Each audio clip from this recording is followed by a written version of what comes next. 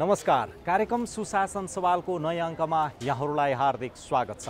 अख्तियार दुरुपयोग अनुसन्धान आयोग र नेपाल टेलिभिजनको संयुक्त प्रस्तुति कार्यक्रम सुशासन सवालमा विशेष गरी हामीले सरकारी र सार्वजनिक निकायबाट प्रवाह हुने सेवा, विकास निर्माण, राजस्व सङ्कलन, सार्वजनिक सेवा प्रवाह सँगसँगै अख्तियार दुरुपयोग अनुसन्धान आयोगका साप्ताहिक गतिविधि पनि प्रस्तुत गर्दै आइरहेका छौँ।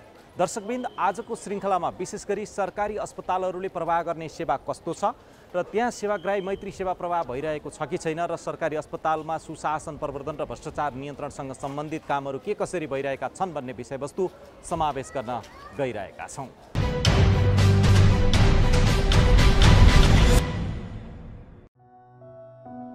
अख्तियार दुरुपयोग अनुसन्धान आयोगका प्रमुख आयुक्त प्रेम कुमार राईले सुशासन प्रवर्धन र भ्रष्टाचार नियन्त्रण गर्ने कुरा सबै सरकारवाला निकायको जिम्मेवारी भएको बताउनु भएको छ। आयोगमा भदौ 15 गते भएको सरकारवाला निकायका प्रमुख एवं प्रतिनिधिहरूसँगको छलफलका क्रममा प्रमुख आयुक्त राईले जसलाई जे कामका लागि नियुक्त र पदस्थापना गरिएको हो त्यही काममा जिम्मेवारी दिनुपर्ने, नियामक निकायहरूले आफ्नो सम्पादन गर्नुपर्ने कामको समय निर्धारण गरी सेवा प्रवाह गर्ने व्यवस्था कार्यान्वयनमा ल्याउनु पर्ने, नियामक निकायहरूबाट हुने अनुगमन तथा सुपरिवेक्षणको कार्य कमजोर भएकाले अनुगमन तथा मूल्याङ्कन शाखालाई प्रभावकारी, जिम्मेवारी र जवाफदेही बनाउनु पर्ने कुरामा जोड दिनुभएको थियो। यसैगरी प्रमुख आयुक्त राईले कार्य सम्पादन करारलाई कार्य सम्पादन मूल्याङ्कनसँग आबद्ध गरी कार्यान्वयनमा ल्याउने र कम्तीमा 1 वर्ष वा 2 वर्ष कार्य सम्पादन गर्न सक्ने व्यवस्था मिलाउने, आयोगले वार्षिक प्रतिवेदन मार्फत दिएका सुझावहरूको कार्यान्वयन गर्नुपर्ने, आयोगमा उजुरी पर्दैमा त्रसित हुने र काम गर्न छोड्ने प्रवृत्तिको अन्त्य गर्नुपर्ने, नियामक निकायहरूको ऐन कानुन संशोधन गर्न आफ्नो तर्फबाट सबैले पहल गर्ने, ब्याङ्किङ प्रणाली मार्फत नै कालोधन आउने कार्य भएकाले सोको अन्त्य गर्नुपर्ने, सबै रेमिट्यान्स ब्याङ्किङ प्रणाली मार्फत नै ल्याउन थप प्रयास गर्नुपर्ने, वाणिज्य ब्याङ्कहरूको सुपरिवेक्षणलाई थप प्रभावकारी बनाउने, ट्रान्सपरेन्सी इन्टरनेसनलले निकाल्ने वार्षिक प्रतिवेदनमा नेपालको अवस्था सुधार ल्याउन सबै नियामक निकायहरूले आआफ्नो क्षेत्रमा थप प्रभावकारिता ल्याई त्यसमा सुधार ल्याउने गरी काम गर्नुपर्ने उहाँले बताउनु भयो। छलफलका क्रममा आयुक्त किशोर कुमार सिलवाल, जयबहादुर चन्द, डाक्टर हरि पौडेल, डाक्टर सुमित्रा श्रेष्ठ अमात्य र आयोगका सचिव तोयामा राय, महाशाखा प्रमुखहरू लगायतले सुशासनको प्रवर्धन र भ्रष्टाचार नियन्त्रण गर्ने कार्य बहुआयामिक विषय भएकाले सबै नियामक निकायहरूले आपसी समन्वय र सहकार्यका साथ अघि बढ्नुपर्नेमा जोड दिनुभयो।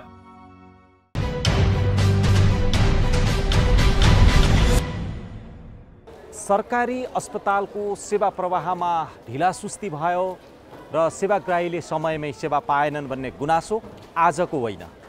विगतदेखि नै सेवाग्राहीले सरकारी अस्पतालमा सेवा लिन जाँदा घन्टौँ कुर्नुपर्ने मात्रै होइन, धेरै दिन कुर्नुपर्ने र महिनौँ कुर्नुपर्ने किसिमका गुनासाहरू आइरहेका छन् र आइरहन्छन् पनि।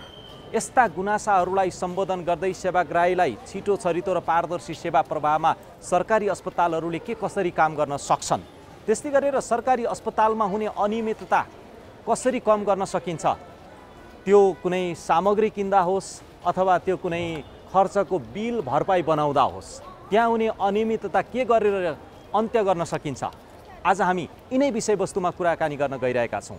हामी यिनै विषयवस्तुमा कुराकानी गर्नका लागि कान्ति बाल अस्पताल र वीर अस्पतालमा पुगेका छौँ। अब प्रस्तुत छ सोही सामग्री।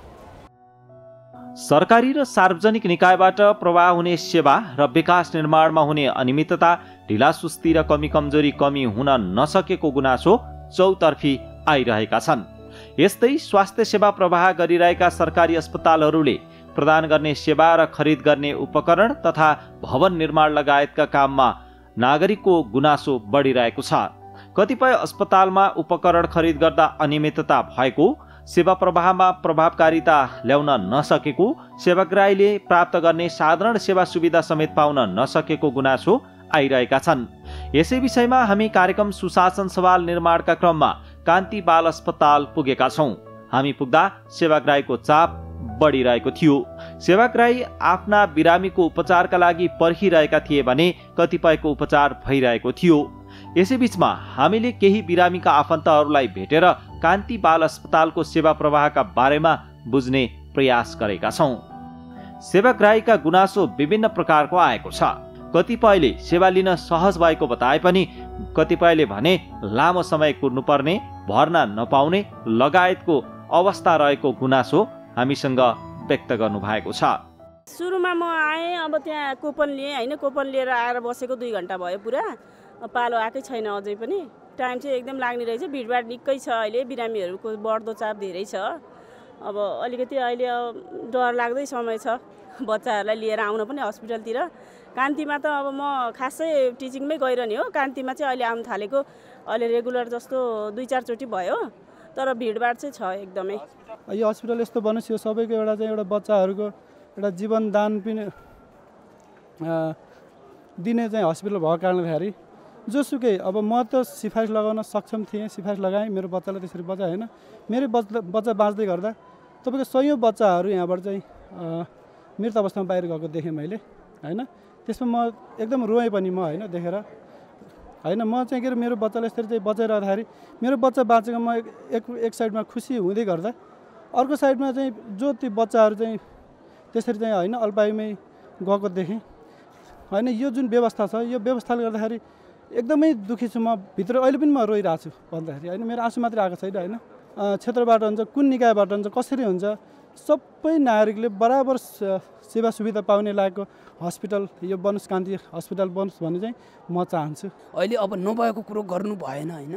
अब टाइममा हजुरहरू आउनुहुन्छ, सिस्टरहरू पनि आउनुहुन्छ, सरहरू पनि आउनुहुन्छ, अनि दबाई नभएको ठाउँमा दबाई लिएर आऊ भन्छन्, अनि दबाई भएको छ भने यो दबाई खुवाउनुपर्छ भनेर भर्ना गर्नको लागि त अब सरहरूले आफै सेवा सुरक्षा सरहरूले गर्नुभयो। मलाई त्यति अप्ठ्यारो पुगेन सर।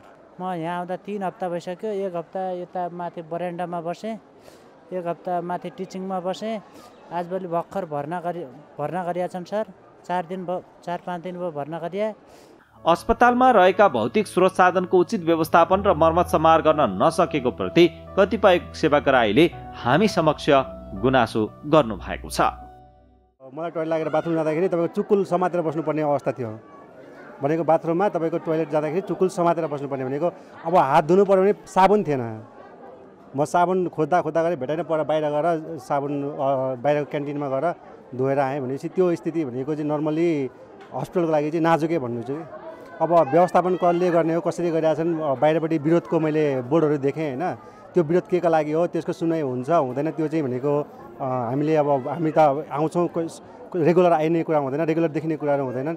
व्यवस्थापनमा को हुनुहुन्छ त्यो पनि मलाई थाहा छैन, कहिलेदेखि उहाँ कार्यमा हुनुहुन्छ त्यो पनि मलाई थाहा छैन। तर हुनुपर्ने चिज चाहिँ त्यो देखिँदाखेरि नराम्रो लाग्छ। आफूलाई पनि सरकारीमै लगेर जचाउनु त भनेको पनि हुन्छ। कहिले राम्रो छ कान्तिमा तपाईँको बालबच्चाको लागि धेरै टाढाबाट आउनुहुन्छ, किनकि राम्रो छ यहाँको डक्टरहरूको सेवा राम्रो छ। तर अब डक्टरको सेवाले मात्रै भएन नि त, त्योभन्दा बाहिर म्यानेजमेन्टको सेवा हुनु पऱ्यो। म्यानेजमेन्टले सबै कुरालाई सन्तुष्टि दिन सक्नु पऱ्यो। अब सरसफाइको कुरा हेर्ने भने बाहिरपट्टि हेर्नु भने तपाईँले बस्ने ठाउँहरूको त्यत्तिकै अव्यवस्थित छ, बिरामीहरूलाई बस्ने ठाउँ छैन। सेवाग्राहीको गुनासो सुनिसकेपछि हामी कान्ति बाल अस्पतालका निर्देशक डाक्टर युवानिधि बसोला समक्ष केही सेवाग्राहीका प्रश्न र केही हाम्रा प्रश्न लिएर पुगेका छौँ। उहाँले सेवा प्रवाहलाई छिटो छरितो बनाउन प्रयास गरिरहेको र भौतिक स्रोत साधनको व्यवस्थापनमा पनि आफूले सक्दो ध्यान दिएको र आगामी दिनमा अझै सुधार गर्दै अगाडि बढ्ने प्रतिबद्धता व्यक्त गर्नुभयो। एउटा मात्रै बाल अस्पताल छ नेपाल सरकारको, पक्कै पनि भिडभाडहरू हुन्छ नै र गुनासो पनि पक्कै हुन्छ। गुनासो कस्तो हुन्छ नि, लामो समय लाइन बस्नु पऱ्यो भन्ने एउटा गुनासो छ। अर्को सर्जरीमा अपरेसन गर्न लगभग 1 वर्ष कुर्नु पऱ्यो भन्ने गुनासो चाहिँ आएको छ। हामीलाई कतिले लिखित दिनुहुन्छ, कतिले मौखिक दिनुहुन्छ, र अरूको अलिकति कर्मचारीहरू पनि त्यति काममा छैन कि अलिकति हो कि भिडभाडले गर्दा हो कि भन्ने पनि गुनासो आइसकेको छ। र अर्को अपरेसनको लागि चाहिँ के थियो भने कोभिडको महामारी थियो, अपरेसन त्यतिखेर भएको थिएन धेरै। कोभिडको महामारीमा अपरेसन कम भएको हुनाले त्यही केसहरू अहिले थुप्रिँदै गयो। त्यो केसहरू थुप्रिँदै जाँदाखेरि अहिले चाहिँ अलिकति लामो समय चाहिँ अपरेसनको लागेको छ। यसलाई छिटो द्रुत बनाउन त्यसलाई अब हाम्रो एक त ओटीको अभाव छ, अपरेसन गर्ने कक्षको अभाव देखियो, 2टा मात्रै सञ्चालित छ। र हामीले चाहिँ मोडुलर ओटी बनाउन यो वर्ष चाहिँ हामी प्रयास गरेका छौँ। 3वटा मोडुलर ओटी थपियो भने पक्कै पनि सेवा सहज हुन्छ। जनशक्तिहरू त हामीसँग लगभग डाक्टर साहबहरू त नेपालको सर्जरी गर्ने त बच्चाको त हुनुहुन्छ नि, तर मोडुलर ओटी ठाउँको अभाव चाहिँ एउटा देखिन्छ। अर्को जनशक्ति चाहिँ अलिकति अभाव छ। महिनामै 5-6 जना नर्सिङ स्टाफ छोडिदिएर खाली भयो, त्यसलाई त हस्पिटल सेवा सुरु गर्नु पऱ्यो। जस्तो इमर्जेन्सी स्टाइलले छोडिदिनु, इमर्जेन्सी बन्द गर्न त हामी सक्दैनौँ, 25 बेड सेवा पनि रोक्न सक्दैनौँ। हो त्यस्तो अवस्थामा चाहिँ हामीले के गर्छौँ, अस्पताल विकास समितिको नियमअनुसार बढीमा 1 महिनालाई नियुक्ति गर्छौँ मासिक जेलादारीमा, र तिनीहरूलाई महिना थप्दै जान्छौँ। अथवा के अरे हाम्रो करारमा स्टाफ नआइन्जेल अथवा नेपाल सरकारको थाहै नआइन्जेल। त्यस्तो हुँदाखेरि हामीले त्यही प्रक्रियाले अस्पतालको सेवा सुचारू र पूर्ण रूपमा चलाउनलाई चाहिँ बेला बेलामा चाहिँ हामीले खाली भएको ठाउँमा चाहिँ दरबन्दी बाहेक होइन, खाली भएको ठाउँमा चाहिँ पदपूर्ति गर्छौँ। हो त्यसरी राख्दाखेरि अनि पक्कै पनि आरोप आउँछ, आफ्नो मान्छे राख्यो, मन्त्रीको मान्छे राख्यो, सचिवको मान्छे राख्यो, त्यसको आरोप चाहिँ त्यो हो, किनकि त सेवा घटाउनु पर्यो। निर्देशक बसोलासँग हामीले केही समय अघि विभिन्न सञ्चार माध्यममा कान्ति बाल अस्पतालको स्वास्थ्य उपकरण खरिदमा अनियमितता भएको भनेर समाचार सार्वजनिक भएको बारेमा पनि प्रश्न गरेका छौँ। यसमा चाहिँ कस्तो छ भने यो पक्कै पनि यो मिडियामा आएको कुरो छ र हाम्रो साथीहरूको एउटा माग पनि छ। अहिले आन्दोलन कर्मचारीहरूको कस्तो हुन्छ भने हस्पिटलको सेवाहरू चलाउनलाई टेन्डर प्रक्रियामा जानुपर्छ। हामीले देखेको टेन्डर प्रक्रिया 30 दिनको हुन्छ र मूल्याङ्कन र उ गर्दाखेरि लगभग 2 महिनाभित्र सामानको लागि फाइनल हुन्छ। र यहाँ भएको के थियो, म आउनुभन्दा अगाडि कुनै पनि टेन्डरहरू भएको थिएन, टेन्डर प्रक्रिया गएको थिएन। टेन्डरहरू जस्तो म त फागुनमा आएँ, त्यहाँभन्दा अगाडि टेन्डर गरिसक्नु पर्थ्यो। जस्तो हामीले यो सालको लागि त अहिले भदौ असोजमा टेन्डर सक्नुपर्छ खास होइन, 30-35 टेन्डर हुन्छ, त्यसको टाइम लिन्छ, कति क्यान्सल हुन्छ कति हुन्छ थाहै हुँदैन।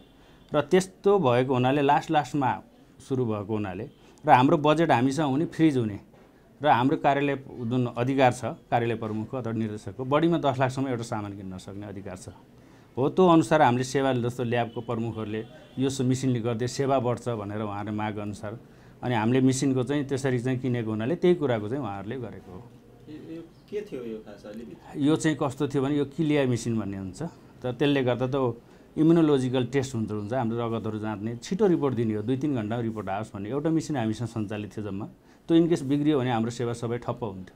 तर पैसा फ्री जाने यतातिर सेवा रोकिने भएको हुनाले हामीले 10 लाखभित्र आउँछ भने हामी किन्न सक्छौँ, बढी चाहिँ हामी सक्दैनौँ भनेर 10 लाखभित्रको चाहिँ कोटेसन प्रक्रिया अन्तर्गत पुऱ्याएर पुरै प्रक्रिया पुऱ्याएर किनेका छौँ।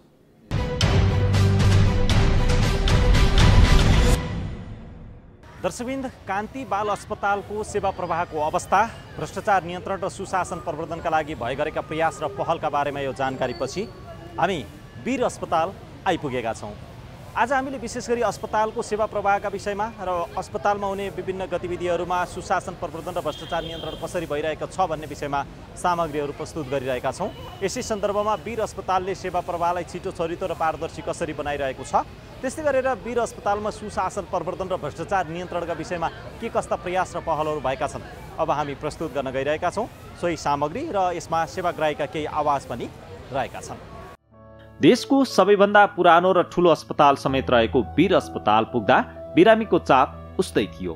प्रवेश गर्ने गेटबाट भित्रैसम्म सेवाग्राही र सेवाग्राहीका सहयोगीले भरिभराउ थियो। यसैबीचमा हामी केही सेवाग्राहीसँग कुराकानी गर्न पुगेका छौँ। सेवाग्राहीले वीर अस्पतालको सेवा सुधार भए पनि सहज नभएको गुनासो गर्नु भएको छ।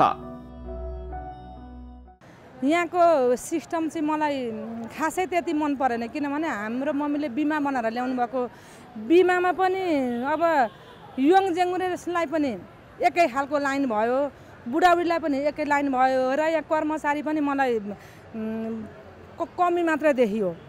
र त्यहाँमाथि अब हामीलाई बिमाको दबाई उसै दिन्छु भनेको छ, अब फ्रीमा भनेर त लाइन, त्यो लाइनमा पनि बुढाबुढीको वृद्धको चाहिँ बेग्लै लाइन र युवा केटाकेटीहरूको चाहिँ बेग्लै लाइन गर्नुपर्छ जस्तो मलाई लागेको छ।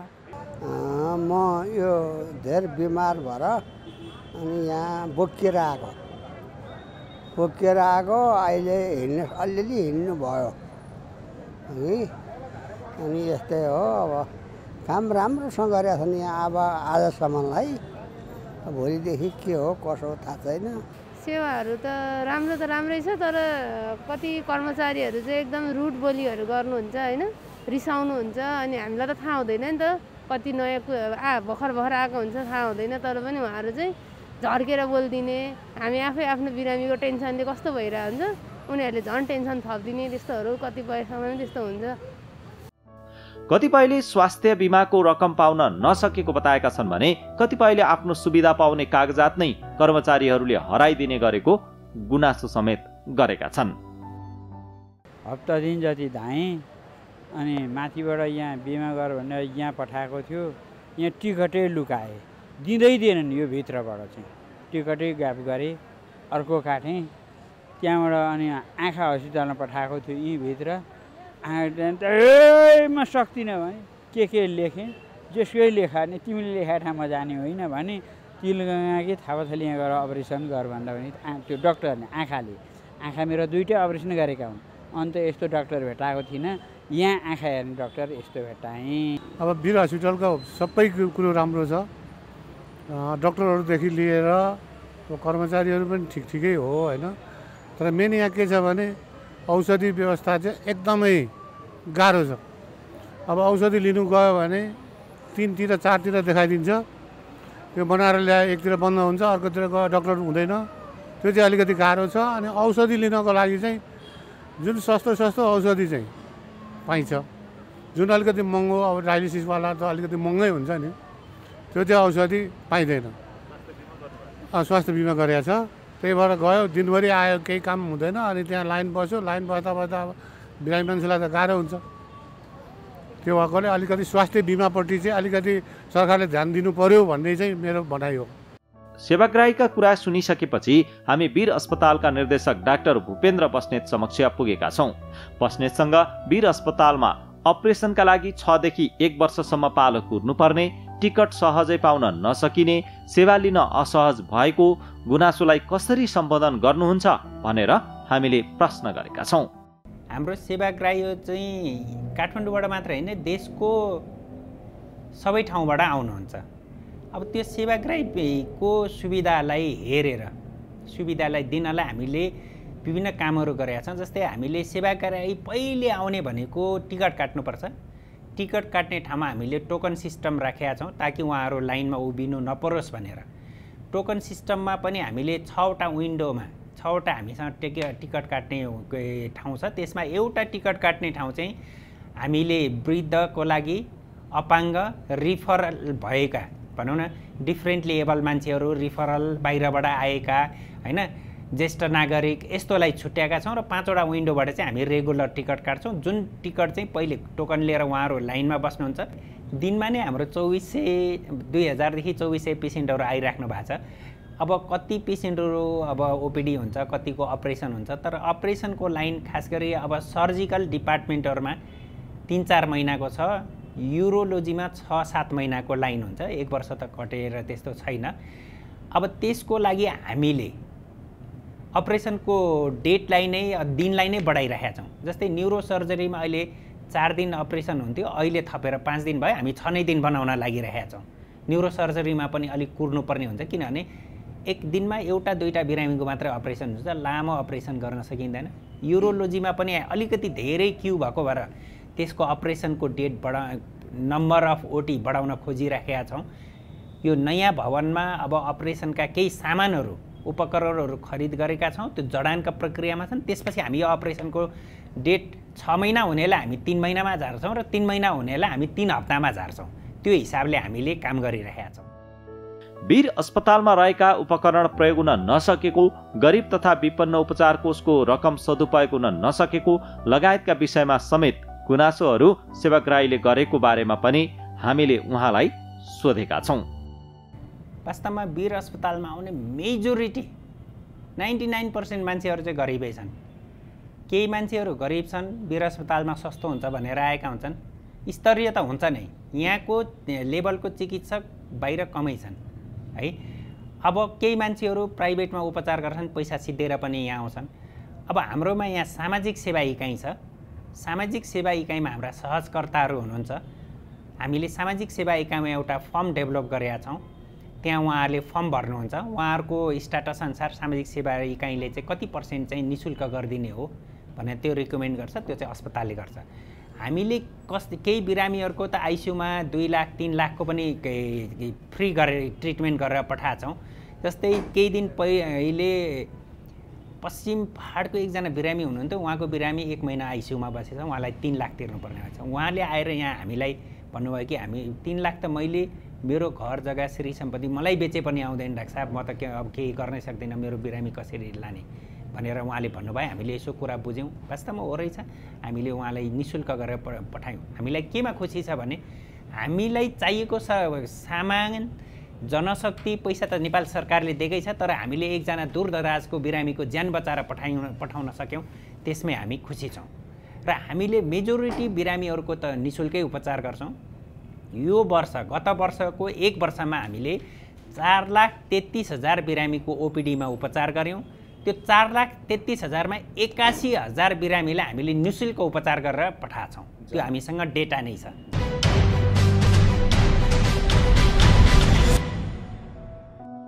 अख्तियार दुरुपयोग अनुसन्धान आयोगले मिति 2079 साल भदौ 15 गते जिल्ला प्रशासन कार्यालय धनुषाका तत्कालीन प्रमुख जिल्ला अधिकारी एवं मुआब्जा निर्धारण समितिका अध्यक्ष वसन्तराज गौतम, गुठी संस्थान शाखा कार्यालय धनुषाका तत्कालीन कार्यालय प्रमुख राजबाबु पाण्डे, सहायक प्रशासक वरिष्ठ लेखा सहायक सहित 13 जना विरुद्ध सार्वजनिक सम्पत्ति हानि नोक्सानी गरी भ्रष्टाचार गरेको सम्बन्धमा आरोप पत्र दायर गरेको आयोगले निकालेको विज्ञप्तिमा उल्लेख गरिएको छ। यसैगरी आयोगले मिति 2079 साल भदौ 16 गते उच्च अदालत दिपायलमा कार्यरत तत्कालीन रजिस्ट्रार रणबहादुर कटवाल उप सार्वजनिक सम्पत्ति हानि नोक्सानी गरी भ्रष्टाचार गरेको सम्बन्धी आरोप पत्र दायर गरेको विज्ञप्ति निकालेर जानकारी दिएको छ।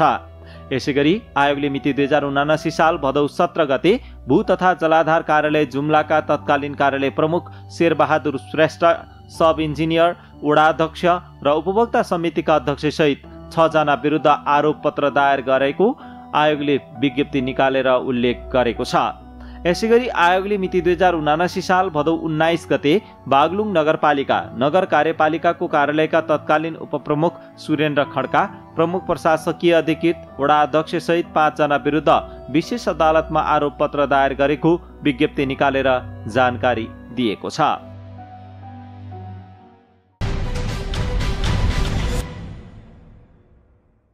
दर्शकवृन्द, भ्रष्टाचार कम होस् अथवा बढी, आम नागरिकले तिरेको कर अथवा अन्य विभिन्न स्रोतबाट भएको सरकारको आम्दानीको, सरकारी राजस्वबाट, सरकारी स्रोतबाट हुने 1 रुपियाँ पनि अनियमितता त्यो अनियमितता नै हो। सानो होस् अथवा ठुलो भ्रष्टाचार, त्यसका विरुद्ध तपाईँ हामी सबैले कहीँ जानकारी पायौँ, थाहा पायौँ भने त्यसका विरुद्ध आवाज उठाउन जरुर आवश्यक छ। जब कहीँ कतै हुने ढिलासुस्ती, अनियमितता, कमी कमजोरी र भ्रष्टाचारका विरुद्ध तपाईँ हामी सबैले आवाज उठाउन थाल्छौँ, तब मात्रै सुशासन प्रवर्धन र भ्रष्टाचार नियन्त्रण सम्भव छ। आम नागरिकको धेरैभन्दा धेरै एउटा जाने थलो र कुनै विकल्पविहीन उपचार गर्ने थलो अस्पतालमा पनि भ्रष्टाचार र अनियमितता अनि ढिलासुस्ती अन्त्य हुनुपर्छ र त्यसका लागि तपाईँ हामी सबै उत्तिकै जागरुक भएर अगाडि बढ्न आवश्यक छ। हवस् त, आजका लागि कार्यक्रम सुशासन सवालको समय सकिसकेको छ। अर्को साता नयाँ विषयवस्तुका साथमा उपस्थित हुनेछौँ। तबसम्मका लागि यो एउटा सन्देशमूलक जानकारी यहाँहरूका लागि छाड्दै हामी सबै बिदा भयौँ। हवस् त, नमस्कार।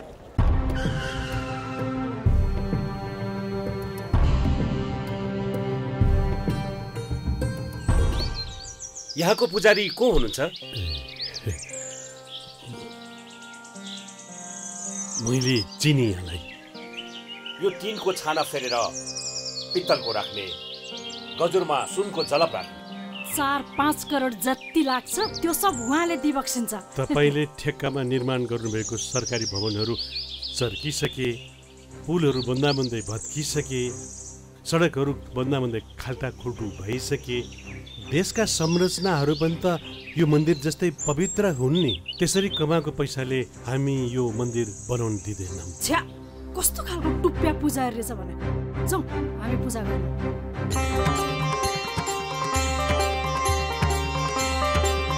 त्यसरी पूजा गर्दैमा भगवानले माफी देलान् र?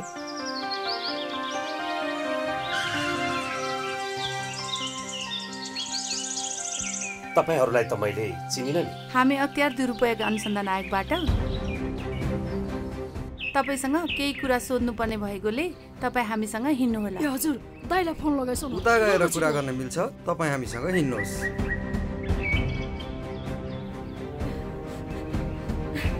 त्यसरी पूजा गर्दैमा भगवानले माफी देलान् र? तपाईँले कमाउनु भएको प्रतिष्ठा कसैले जफत गर्न सक्दैन। पदको दुरुपयोग गरी आर्जेको सम्पत्ति जफत हुन सक्छ, अख्तियार दुरुपयोग अनुसन्धान आयोग, टंगाल, काठमाडौँ।